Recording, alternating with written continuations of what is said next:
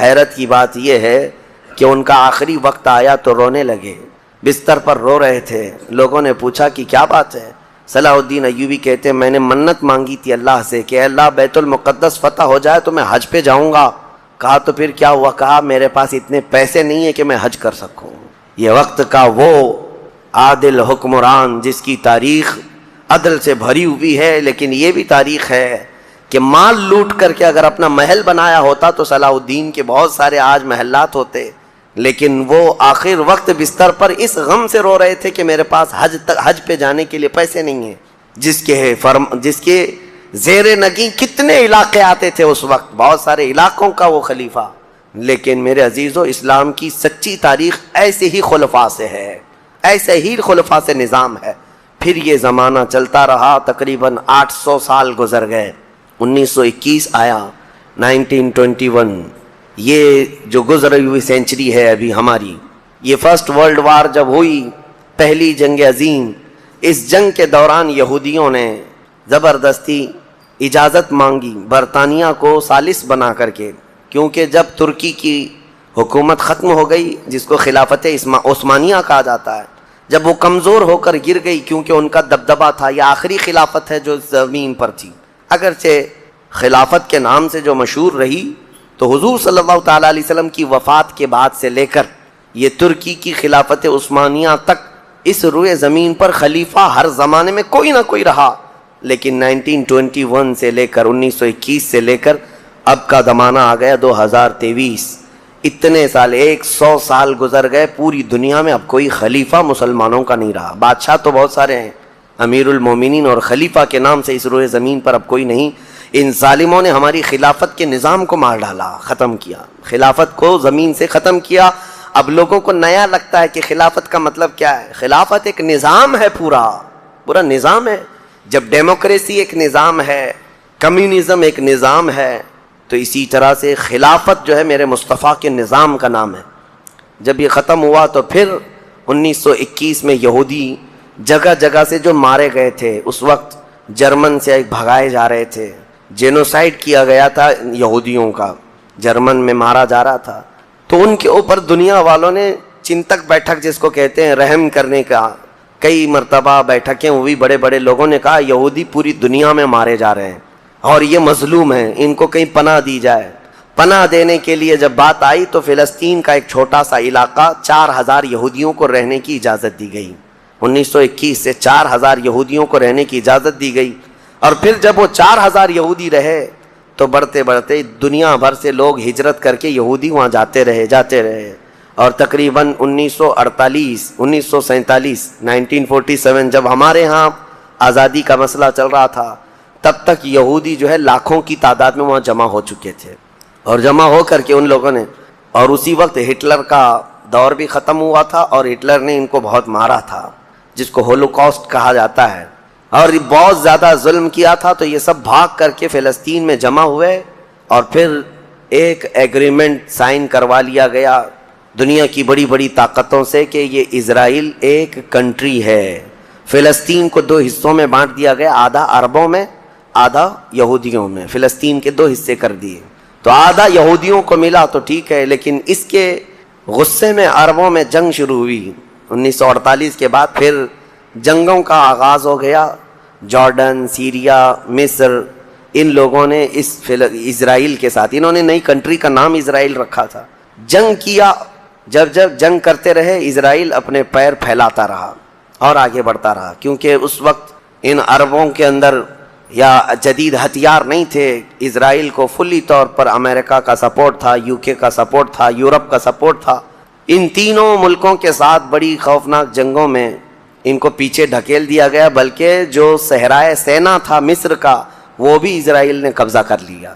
طور سینا جس کو کہتے ہیں، کوہ طور، وہ بھی ان کے لیے مقدس تھا، وہ بھی حاصل کر لیا۔ پھر اس کے بعد دوسری جنگ بھی ہوئی تھی مصر کی، تب مصر نے وہ علاقہ واپس لیا اور اسرائیل کو سمیٹنے کی کوشش کرتے رہے۔ 3 بڑی جنگوں میں ہوا یہ کہ جب جنگ ہوتی رہی، اسرائیل پھیلتا رہا۔ پھر 1978 کے قریب یا 75 کے آس پاس اسرائیل نے پورے طور پر فلسطین کا کنٹرول اپنے ہاتھ میں لے لیا، جس میں بیت المقدس بھی چلا گیا۔ یہ ہے تاریخ میں آدم علیہ السلام کے زمانے سے لے کر یہاں تک کی بتا رہا ہوں، مختصر جھلکیاں۔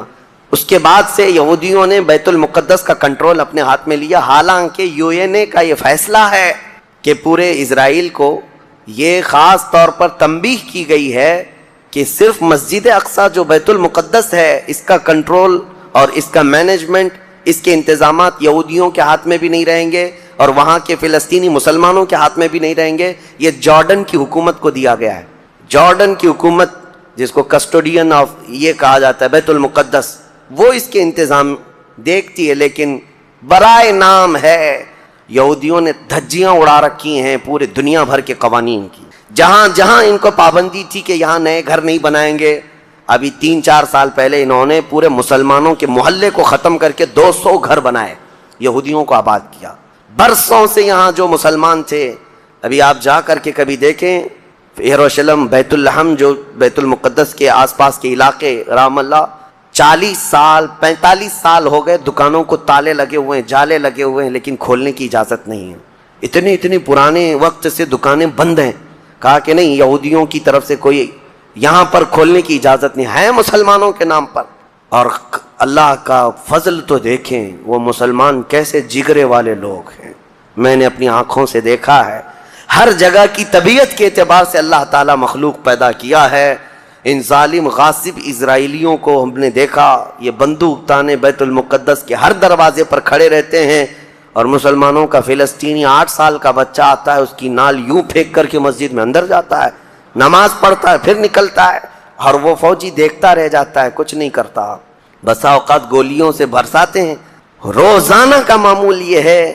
رات کو گولیوں کی بارش ہوئی، سمیٹ کر کے ختم کیا گیا، زخمی ہاسپٹل میں گئے، دوسرے دن دیکھا عصر کے بعد بیت المقدس کے باہر صحن جو ہے وہاں پر پھر عورتیں، بچے، سب جو روزانہ عصر سے لے کر مغرب تک اپنی روٹیاں، اپنے کھانے لے کر کے آتی ہیں، بیٹھتی ہیں، ایسا لگتا ہے یہاں کچھ ہوا ہی نہیں۔ مائیں بچوں کو بچپن سے یہ چیز ڈال دیتی ہیں کہ بیٹا اگر تو ابھی گھر سے گیا نماز کے لیے تو ہمیں یہ یقین نہیں ہوتا کہ تیرا جسم آئے گا کہ تیری لاش آئے گی۔ ہر ماں کا یہ وہاں پر جذبہ ہے، اور یہ حدیث پاک میں موجود ہے۔ میرے آقا صلی اللہ علیہ وسلم نے فرمایا، لا تزال طائفۃ من امتی، میری امت میں سے ایک جماعت ایسی رہے گی جو قیامت تک حق کے لیے لڑتی رہے گی، اور اللہ ان کا ناصر و مددگار ہوگا۔ بیت المقدس کی یہ تاریخ، آج بیت المقدس کو انہوں نے خون میں نہلا رکھا ہے، یہودیوں کا زبردستی اس پر قبضہ ہے۔ اب یہ چاہتے کیا ہیں، یہ بھی میں آپ کو بتا دوں، یہ چاہتے ہیں کہ یہ مسجد اقصی جو تعمیر ہوئی یہ حضرت عمر کے حکم سے ہوئی، پھر اموی خلفاء جب آئے، خلیفہ ولید بن عبد الملک، اس نے پوری مسجد بنوائی، اور یہ جو پیلا گنبد آپ دیکھتے ہیں قبۃ الصخرہ، جو مسجد اقصی سے جس کو مشہور کیا گیا ہے، یہ قبۃ الصخرہ ہے، ڈوم آف راک جس کو کہتے ہیں، یہ اصل اس سے لگی ہوئی ہے بیت المقدس کی مسجد پرانی، اس کو شو نہیں کرتے، اس کو یہ گھرا کر کے، اس کو پورا زمین بوس کر کے 3rd ٹیمپل بنانے کا پلان ہے۔ ان کو یہ چاہیے کہ حضرت داؤد علیہ السلام کے زمانے میں جو کام شروع ہوا تھا، سلیمان علیہ السلام نے جو مندر بنایا تھا، جو ٹیمپل بنایا تھا، ہم اس کو اسی جگہ تعمیر کریں گے۔ تو بیت المقدس، مسجد اقصی کی دیوار سے دیوار انہیں گرانا ہے، اس کے لیے یہ کیا کیا سازشیں کرتے رہے، کھدائی کرتے رہے کہ یہاں پرانا خزانہ ہے، فلاں چیزیں ہیں، ثبوت نکالنا ہے، کتنا دیواروں کو ہلانے کے لیے آرٹیفیشیل زلزلے لائے گئے، مصنوعی طور پر یہ زمین ارتھ کویک لائے گئے کہ مسجد اقصی گر جائے، لیکن اللہ کی مرضی جب تک چاہے۔ اب اگر حالات ایسی ہیں تو یہ مسجد اقصی کو گرا کر کے وہاں پر ایک 3rd ٹیمپل بنائیں گے، جس کا پورا آرکیٹیکٹ ڈیزائن بھی انہوں نے ظاہر کر دیا ہے، نشر کر دیا ہے، کوئن بھی ایک جاری کر دیا ہے، جس کو لے کر کے ان کے 3rd ٹیمپل کے اندر جائے گا، آئے گا۔ یہ 2017 کی بات میں بتا رہا ہوں، پوری تیاریاں کر لی گئی ہیں۔ اب دیکھا گیا ہے کہ مسلمان ہر جگہ سے سوئے ہوئے ہیں، اب کوئی بھی اٹھتا نہیں ہے۔ عربوں کے منہ میں تو انہوں نے اپنی زبان رکھ دی ہے، عرب اب بولنے کے قابل نہیں رہ گئے، اور بغل کے جو دیش لڑے تھے پہلے، مصر، سیریا، جارڈن، آج ان کی حالت کیا ہے؟ وہ خود خانہ جنگی میں مبتلا ہیں، آپس کی لڑائیوں میں مصروف ہیں۔ اسرائیل کی غنڈہ گردی اور دادا گیری اس حد تک بڑھ گئی ہے کہ اسے آس پاس کسی کا خوف نہیں۔ ہاں اگر کچھ بولتا ہے تو کبھی ترکی بولتا ہے، ہاں اس کو اپنے اس ملک کے لیے سب سے بڑا خطرہ محسوس ہوتا ہے تو ایران ہے. ایران کو اس نے سعودی سے ایسا لڑا کر کے رکھا ہے کہ وہ آپس میں جنگیں کرتے رہیں. اسی لیے ابھی ایران اور سعودی کا پیس معاہدہ ہوا, ایگریمنٹ ہوا, تو سب سے پہلے نیند حرام ہو رہی ہے اسرائیل کی کہ یہ اگر دوست ہو گئے تو میرا کیا ہوگا, میری حفاظت کیا ہوگی. اسرائیل حماس کو مدد کرتا ہے جو غزہ میں ایک علاقہ باقی رہ گیا مسلمانوں کا جو فلسطین کے اندر ہے, جو آج تک لڑ رہے ہیں, آج تک راکٹ داغتے ہیں, اسرائیل کے ساتھ لڑتے ہیں. 20,000 کی تعداد ہے وہ بیچاروں کی, 20,000 کی تعداد ہے. اب یہ تاریخ اس طرح سے بتائی جاتی ہے, نیوز اس طرح کی ہے, اسے حماس کو اسرائیل مدد کرتا ہے, فلاں مدد کرتا ہے, جو بھی مدد کرتا ہو ہمیں اس سے وہ نہیں. لیکن ایک حق جماعت قیامت تک حق پر قائم رہے گی اور بیت المقدس کے لیے لڑتی رہے گی.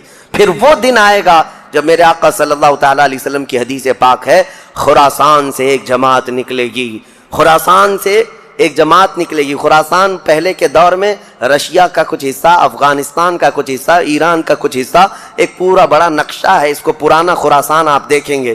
خراسان سے ایک جماعت نکلے گی, ان کے ہاتھ میں کالے جھنڈے ہوں گے. میرے آقا نے فرمایا وہ اتنی تیزی سے نکلیں گے کہ دنیا کی بڑی سی بڑی طاقت ان کا راستہ نہیں روک سکے گی, اور وہ سیدھے جھنڈے لے جا کر کے بیت المقدس میں نصب کریں گے اور پھر اسلام کا پرچم وہاں سے بلند کیا جائے گا. یہ قیامت کے قریب ہونا ہے. اب میں اس بات پر اپنی گفتگو ختم کرتا ہوں. دعائیں تو ہیں کہ اللہ تعالیٰ بیت المقدس کو آزاد کرے, لیکن یہودی جتنے دن ناچتے رہیں گے, دندناتے رہیں گے, ایک دن آنا ہے دنیا اوپر سے نیچے ہو جائے, نیچے سے اوپر ہو جائے, مگر میرے مصطفیٰ کا فرمان ہو کر رہے گا انشاءاللہ, اور غلبہ اسلام آ کر رہے گا. آج یوم القدس کے طور پر پوری دنیا میں یہ بات منائی جا رہی ہے. میں بچوں میں یہ انفارمیشن نقل کرنا چاہتا ہوں کہ بچوں یاد رکھو ہمارا بیت المقدس سے کیا رشتہ ہے, ہمارا کیا تعلق ہے, اور ہمارے لیے وہ کتنی عظمت والی جگہ ہے. اس لیے کہ آپ ہندوستان میں ہیں, دور دراز ہیں, کہیں پر بھی ہیں, لیکن روحانی رشتہ تمہارا جب مدینے سے جڑا ہے تو مدینے کے آقا کے فرمان سے بھی جڑا ہوا ہے. اللہ کریم ہم سب کو بیت المقدس کے محافظین میں شامل فرمائے. کب یہ دجال ظاہر ہوگا, کب یہ مسیحا ان کا آئے گا, یہ ہمارا مسیحا نہیں. دجال یہودیوں کے لیے ہو سکتا ہے مسیحا, ہمارے لیے وہ سب سے بڑا فتنہ ہے. اس کی آخری علامتوں میں یہ بتایا گیا ہے کہ جو عبادت خانہ تمہارا ختم کر دیا گیا ہے, وہ عبادت خانہ جب تعمیر ہوگا تو تمہارا مسیحا آسمان سے اتر جائے گا. یہ عیسائیوں کی کتاب میں ہے, تو آسمان سے اترنے کا ذکر عیسیٰ علیہ السلام کے لیے ہو سکتا ہے, لیکن دجال کے آنے کا ذکر کہیں یہ نہیں آیا ہے کہ وہ آسمان سے آئے گا کہ زمین سے آئے گا. البتہ اتنا ہے کہ وہ ظاہر ہوگا. اب وہ کیا ہے عبادت خانہ جو ان کا توڑا گیا, یہ بڑی لمبی تاریخ ہے. آج جہاں پر بیت المقدس ہے, مسجد اقصی, اس کے قریب میں روایات میں یہ ملتا ہے کہ یہ در حقیقت سیدنا سلیمان علیہ الصلوۃ والتسلیم نے تعمیر کیا تھا. حضرت داؤد علیہ السلام نے کام شروع کیا اور اس کی تکمیل ان کے بیٹے حضرت سلیمان علیہ السلام نے مکمل کی, اور قرآن پاک میں اس کا ذکر بھی ہے. سورہ احزاب میں اللہ تعالیٰ نے اس کی تعمیر کا ذکر بھی فرمایا, حتیٰ کہ جنات نے اس کو تعمیر کیا ہے, مسجد اقصی. اسی کے ساتھ میں ایک ہیکل تھا, ایک بڑا قلعہ تھا. سلیمان علیہ السلام نے اس کو اپنی حکومت کا دارالخلافہ بنایا تھا, یعنی اس زمانے کی وہ پارلیمنٹ تھی, اور سارے اس زمانے میں جو یہودی تھے, اہل ایمان یہودی, ان سب کی عبادت کا وہ مرکز تھا. یہودیوں کے لیے پہلے ہر جگہ عبادت کرنے کی اجازت نہیں تھی, ان کے لیے مخصوص عبادت خانے تھے. یہ تو امت مصطفیٰ کی خصوصیت ہے, جہاں بھی زمین پاک ہے اللہ نے ہمیں عبادت کی اجازت عطا فرمائی, لیکن ان کے لیے ایسا نہیں, جو مخصوص جگہ ہے وہیں جا کر کے پڑھنا ہے. تو ہیکل سلیمانی اس کو کہا جاتا ہے, ہیکل سلیمانی جو حضرت سلیمان علیہ السلام نے بنایا تھا. توجہ چاہوں گا, بہت قریب میں آ رہا ہوں. یہودیوں کی پہلے سے فطرت میں خرابی رہی ہے, سرکشی رہی ہے, پہلے سے یہ قتل و غارت میں مصروف رہے. بے شمار انبیاء اکرام کو انہوں نے قتل کیا ہے, بہت سارے انبیاء اکرام علیہ السلام کا قتل کرتے تھے, وہ بھی قرآن پاک میں. تو ان کی نافرمانیاں جب حد سے بڑی تو اللہ تعالیٰ نے ان پر ایک ایسے ظالم و جابر کو مسلط کیا کہ وہ بادشاہ ان کو پوری طرح سے ایسا ڈسٹروائے کیا. وہ بابل کا تھا, عراق کا بادشاہ تھا, ختم کر دیا. یہاں تک کہ جو ہیکل سلیمانی تھی اسے توڑ پھوڑ دیا, अच्छी तरह से तोड़ा, तोड़ करके थोड़ी बहुत दीवारें बाकी छोड़कर चला गया। यहूदियों का कत्लेआम हुआ। कई 100 साल गुजरे, उसके बाद ईरान का एक बादशाह जो इनका हमदर्द निकला, उसको खुसरू भी कहते हैं, ये बादशाह ने यहूदियों का टेम्पल दोबारा बना करके दिया। दोबारा बनाया और दोबारा ये टेम्पल, इसको इंग्लिश में कहते हैं, जो इनका होली टेम्पल है, हैकल सुलेमानी है, दोबारा इसकी तामीर किया।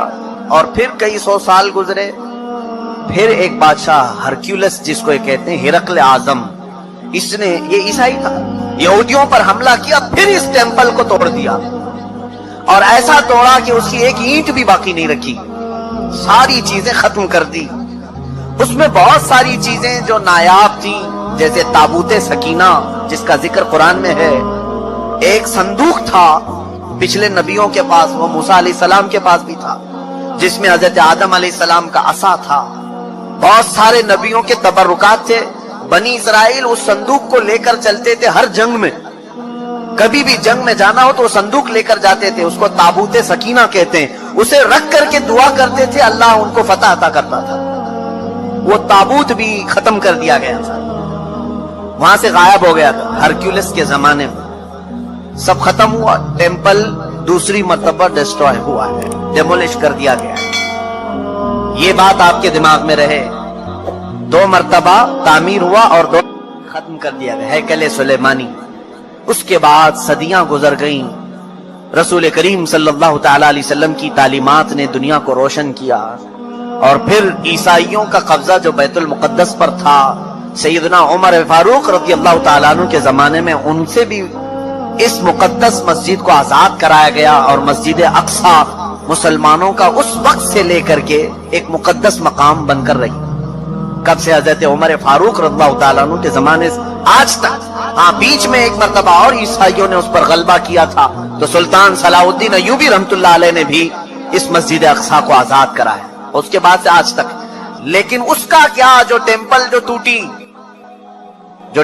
अब मैं करीब आपके नतीजा रिजल्ट के करीब आ रहा हूं। जिस इबादत खाने को यहूदी बहुत मुकद्दस मानते थे, हैकल सुलेमानी, ये 2 मर्तबा टूट गया है।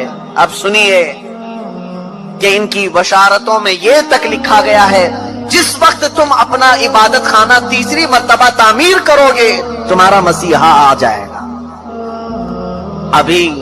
अब अखबारात उठाओ, अब इंटरनेट पर जाकर ये भी सर्च करो, 3rd टेम्पल क्या है। मैंने ये भी पढ़ा कि अभी की न्यूज है कि इजराइल में ये ऐलान किया गया है कि हम 3rd टेम्पल बनाने जा रहे हैं। 3rd टेम्पल क्या है? वही हैकल सुलेमानी, जिसके लिए ये 70 साल से फिलिस्तीनियों का कत्लेआम कर रहे हैं। और कितनी सुरंगें इन्होंने खोद करके देखी हैकल सुलेमानी की बाकियात को ढूंढने के लिए। अब जल्दी मैं आ रहा हूं। यहूदियों ने अभी अपने अखबारात में यह भी ऐलान किया कि इनको ताबूते सकीना भी मिल गया है। जो ताबूते सकीना गायब था वो मिल गया, और उसके अलावा वो जगह भी मिल गई जहां पर हैकल सुलेमानी तामीर था। अब इनको ये खबर हो गई। आपको ये एग्रीमेंट भी मैं याद दिलाऊं कि आज से 70 साल पहले, सन 1948 के करीब, जब बैतुल मुकद्दस के करीब यहूदी जाकर रहने लगे, इजराइल एक मुल्क की शक्ल में आया, तो एक एग्रीमेंट अरब मुल्कों के साथ ये पास हुआ था कि ये जहां चाहे रहे इजराइल में, लेकिन बैतुल मुकद्दस को हाथ नहीं लगाएंगे और मुसलमानों को जाने से नहीं रोकेंगे। तो इन्होंने साइन भी किया था, और इनका ख्याल ये था कि बैतुल मुकद्दस अलग चीज है, हमारा हैकल सुलेमानी अलग चीज है। लेकिन अब जाकर उन्हें ये खबर मिली कि टॉम्ब ऑफ रॉक जिसको कहते हैं, जो पीला गुंबद मस्जिद अक्सा का दिखता है, अब यहूदियों ने ये अपनी तहकीकात में कहा है हैकल सुलेमानी वही था जहां ये टॉम्ब ऑफ रॉक बना हुआ है। अब इनके लिए निहायत जरूरी हो गया है कि बैतुल मुकद्दस को शहीद कर दिया जाए। टॉम्ब ऑफ रॉक जिसको कहते हैं, ये पीला गुंबद, कुब्बतुस सखरा इसका नाम है, इसको शहीद कर दिया जाए, और इसका ऐलान हो चुका। और चौथी एक और बशारत सुन लीजिए, जहां पर मस्जिद अक्सा कायम है, ये यरूशलेम। मैं इन तमाम बातों को जो पेश कर रहा हूं, कानूनी एतबार से बहुत सारे लोग समझते हैं इन पेचीदगियों को। जिसने भी यहूदियों के मुतालिक बात की है اس کا قتل کر دیا جاتا ہے, مار دیا جاتا ہے.